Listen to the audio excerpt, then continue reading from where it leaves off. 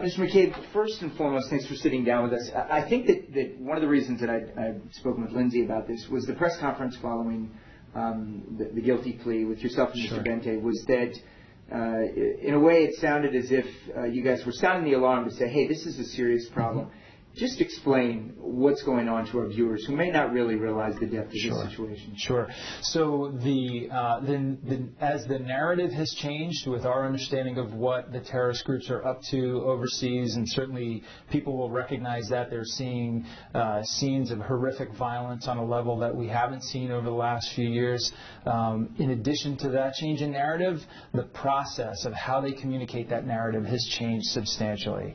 So you have groups like ISIL that have become enormously adept at utilizing particularly social media to reach out directly to individuals across the world, and certainly including here in the United States, in an effort to recruit and radicalize those folks to either come join the fight in Syria or to take up arms and take action against their governments at home.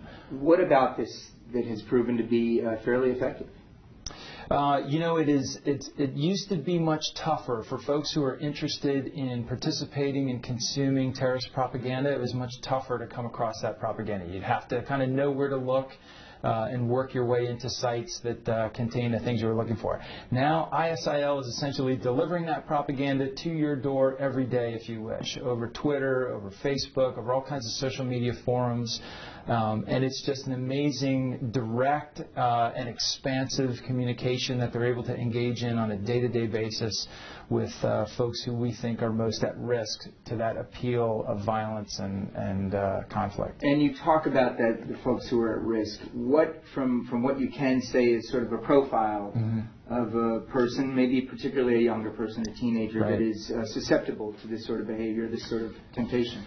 Well, I wish we had a profile and we were able to kind of narrow our focus to say, hey, this is the specific group that it's going to appeal to. But the fact is it appeals to a very broad array of consumers. So we don't have a specific group that we can look to. We can say, however, that we know it has distinct appeal to our young people. So we're talking folks as young as children all the way up to young adults, and particularly those folks who maybe are seeking belonging and identification with a group.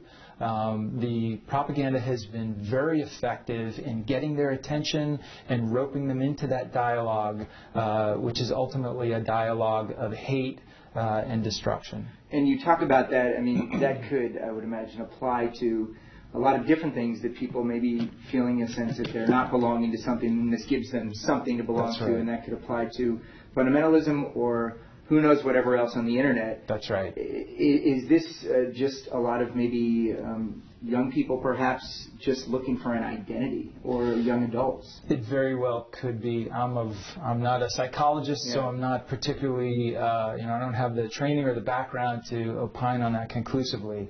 But that is, from the anecdotal evidence that we've seen a lot of that. We've seen folks who are alienated, folks who are isolated and looking for that sense of identification and belonging to a group, and some of them are finding that with the terrorist message. Now, this is just one of many of those sorts of dangers that we have been confronting online for years. So there's been, you have to be concerned about the people that your children, your friends, your colleagues are interacting with online, whether that's from a cyberbullying perspective or a criminal perspective or now, of course, a terrorist perspective. So that brings to the next question of who is sort of watching these young people. I mean, do you think that parents or whomever, older siblings, are not recognizing maybe what some of these people are up to? It's just a lack of engagement. What needs to be done here to help curb this issue? I think people are just waking up to the significance and the scope of this activity. And that's why interactions like this are so important to us, to be able to get that message out, to raise that level of awareness. But that's exactly right. You have to be concerned with, particularly with your children, right? You have to be concerned with what they're doing online, who they're interacting with online, and what they're taking away from that interaction.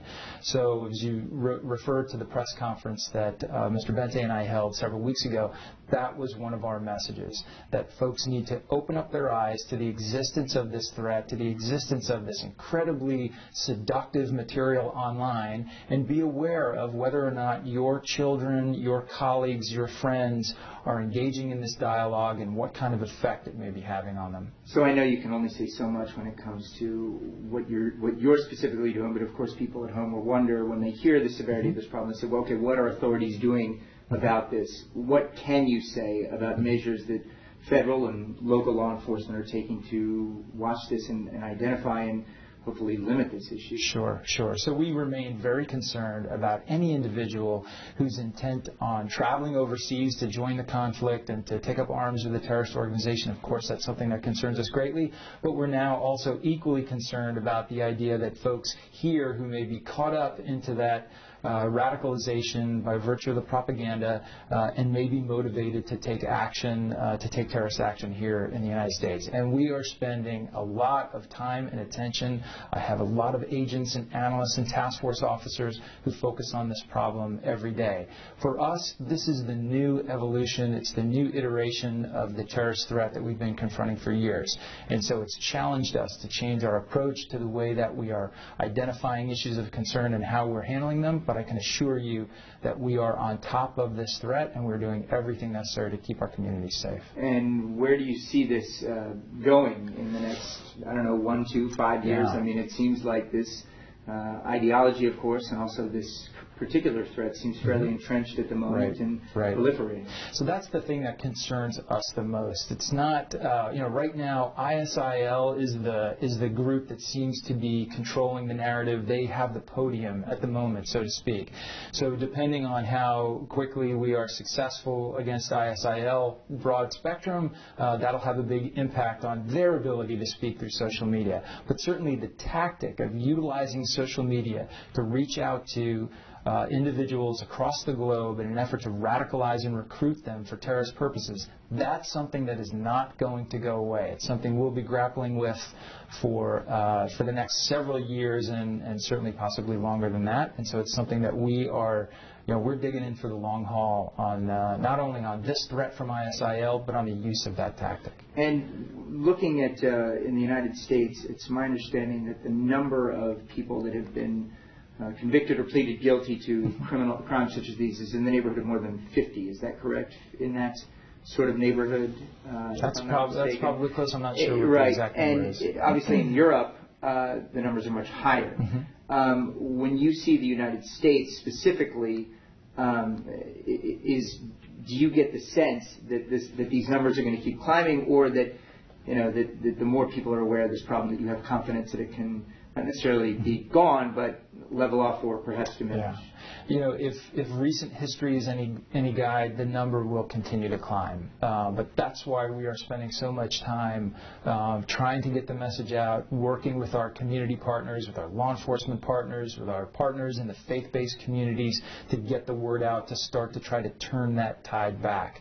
I don't think there's any one approach that will be kind of the magic bullet for us, but it's going to take a whole of government effort and really a whole of community effort to start to kind of turn things around in terms of that trend we are seeing towards radicalization and recruitment. And maybe my final question is that we're talking a lot about internet videos, chat rooms, Twitter, whatever social media might be available, accessible to these young men in particular. What about people, maybe older people in the community? Are they playing a role? And again, not to get specific, but are individuals playing a role in the United States that help sort of grease the wheels on this, that make it harder for you all? So we have always been very concerned about individuals who may be facilitating that process, and certainly we continue to look for folks of significance in each of our investigations. But there is no question that in the research we've done over the last few years, it's shown that the most influential gateway into this activity right now is online propaganda, and so that's why we're spending so much time on it. And again, this is maybe my last question. It's about the propaganda. Do you get the sense it's just painting a picture that is not realistic, or it's painting a picture that makes it look very appealing, and it's not true to what is actually going on?